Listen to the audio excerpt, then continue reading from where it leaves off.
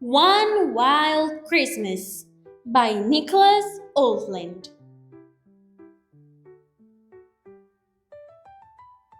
There once was a bear, a moose, and a beaver whose very favorite time of the year was Christmas. On the first Christmas Eve together, the three friends were busy preparing food, hanging their stockings, putting up lights, and wrapping presents. Everything had to be done to perfection. But when they turned their attention to trimming the Christmas tree, they suddenly realized that they had forgotten the most important decoration of all. I thought you were getting the tree. Quickly, the moose and the beaver rushed out into the forest. The bear followed close behind.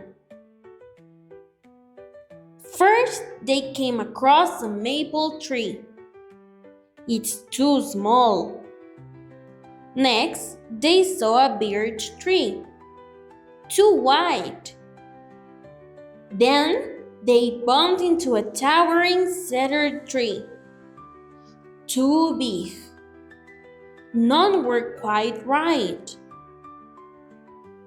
Finally, they found a pine tree.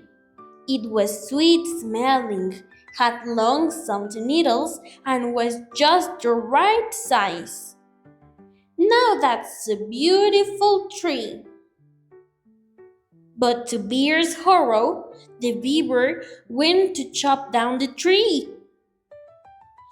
The bird loved all living things, especially trees, and this was the most beautiful tree he had ever seen.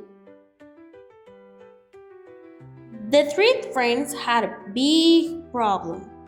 There was no way the bear could let the beaver and the moose harm this tree. And the beaver and the moose were not about to let the bear get in the way of their perfect Christmas tree. Charge! It was a short argument. The moose and the beaver were no match for the bird's strength. The bird was happy the tree was safe, but he worried that his love of trees might ruin their Christmas. Then he had an idea. The bird grabbed his sled and raced home. Back at the cabin, the bird gathered all of the food, decorations, and presents, and carefully loaded everything onto his sled. The bird's journey back proved a little more difficult. The moose and the beaver were relieved to see their friend, and as soon as they saw the sled loaded with presents, food, and Christmas decorations, they knew exactly what the bird had in mind.